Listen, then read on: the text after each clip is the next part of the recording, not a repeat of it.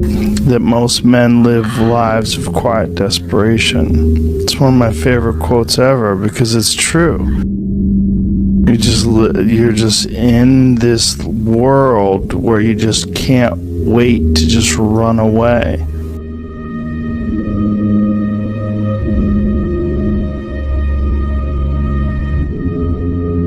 But I think one of the reasons why these people have this deep-seated anger and resentment is there's a bunch of people out there that have these lives that are deeply unsatisfying, because I think there are so many people that are working all day long doing something that is deeply unsatisfying and almost painful to them. Yeah, soul killing. Soul killing. Yeah. They're stuck in traffic all day, and then they're stuck in a cubicle after that. They relish the time to take a shit in the bathroom and look at their phone. I mean, they literally do that. That's a highlight of someone's day. They get in traffic on the way home. They get home after that. They're watching television, and they're fucked. If people have a regular day job, if you could just find some one thing that you do as a passion project and just keep building on it, just keep watering it, keep adding fertilizer, keep giving it attention, keep giving it focus, and you can escape. You can escape, and you can be self-serving. You could be okay. You're gonna be okay. For making furniture feels good. If you make furniture for a living, and you feel a great satisfaction out of that, and you sell that furniture, look, man, if you can do that, you could cut those corners perfectly and sand everything down nice and stain it, and then it's done, and you get this satisfaction, and you sell it to someone, and that pays your bills. That is infinitely more satisfying than being stuck in some fucking cubicle working for someone that you don't want to work for, having to have these stupid fucking office meetings, talking to people in human resources, sitting down with your supervisor where they evaluate your job performance, and you're not really, you really need to be enthusiastic about this company. This company is your future. This kind of you're like, fuck, kill me now. There's a lot of people out there that would way rather do something else, and I hope they understand that they can. And people that are trapped in bad situations, one of the problems is you feel like this is your future. You feel like you're fucked and you can't get out of that. There's no hope. There's no light at the end of the tunnel. There's no rainbow. And if you feel like that, that alone can be incredibly defining and limiting. But if you can look at yourself objectively and say, okay, I kind of am fucked here. I'm in credit card debt. I'm working in a shitty job.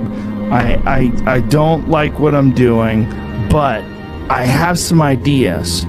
I need to feed those fucking ideas. And I need to feed them and water them, and I need to set aside a certain amount of time every day to just try to make those things happen. You can do that.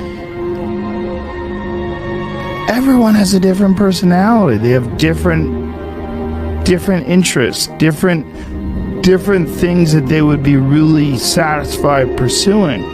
That's not encouraged. What's encouraged is go find a job because you need a job, because you're in debt, because you have credit cards, because you have student loans, because that's what everybody does. And so you do it too. That's what's wrong.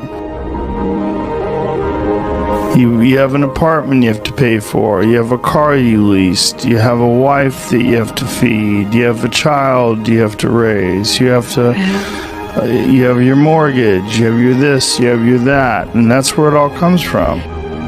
Well, the opportunity takes place usually when you're young and you don't have any responsibility. That's when you have your options. Well, your options are severely limited the more you gather responsibilities. Like, if I had to, as a 51-year-old father of 3, married man, pays taxes, has a house and a mortgage and a business and all that jazz, if I had to quit everything now and struggle the way I struggled as a stand-up comedian, it would never work. But the only way I could be this person now is if I took that chance when I was 21, when I was dead broke and had my cars repossessed and all that stuff. That's the only way you ever get where you want to go. You have to take a path that's dangerous, and most people want to take the safe path. And the safe path leaves you stuck in quiet desperation almost every time. It's hell. It's hell. But can people just make that change? I mean, yes, look, you can, I believe they but can. you have to plan it out. The way you can change is you have to put aside enough money to give yourself a window. And then you have to have a plan, and you have to spend all your waking hours outside of whatever shit job you do planning your escape. And you have to come to the realization very clearly that you fucked up and you got yourself stuck. So whatever you're doing, you have to do it like your life depends on it. And whether it is you're trying to be an author, and if you're gonna try to be an author and you're working 8 hours a day plus commuting plus family responsibilities or whatever else you have, whatever time that you have to attack like you're trying to save the world. You're trying to save your life. You don't want to drown. That 1.5 hours a day that you have to write, God damn, you better be caffeinated and motivated. You gotta go. You gotta get after it. And you gotta have discipline. Most people don't have those things. Most people don't understand what it's like to really go for something. And to know that the consequences of not doing that are horrific. I think here's an important thing too. Failure is important. It is important. I think failure teaches you things that you don't learn from success. I think failure gives you an opportunity for self-examination. It also gives you a feeling that is very uncomfortable. And that very uncomfortable feeling helps you grow. That when you feel like shit, you screw something up. Like when I've had bad podcasts, my podcast has always gotten better afterwards. When I've had bad stand-up sets, I've always gotten better after that, because those bad sets motivate you. They give you a perspective like, hey, here's some clear examples of where you fucked up. Yeah, what not to do. Yeah, don't look at these failures as like proof that you suck. Look at them as opportunities for growth. Look at them as opportunities to be motivated to do better. You see an old person walking down the street, you go, oh, that person's always been an old person. No, that was a baby. That was a baby that became a 90-year-old man. There's a progression that you're not witness to. You don't see it. And that takes place in everything. It takes place in authors. It takes place in comedians and musicians.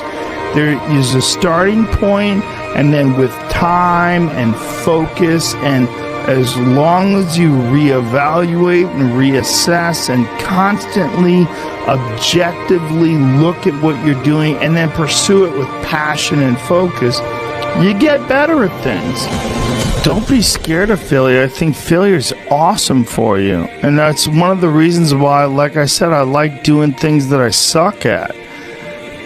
I just feel like people need inspiration and they need guidelines. And if as long as you could just start moving, just get action, like you're just getting just movement. A lot of people say, "Oh, I just want to sort of." They're kind of dabbling in the idea of improving themselves, and the real way to do it is you got to write down what the fuck you want and then go after it. Because otherwise, you live in sort of a wishy-washy world.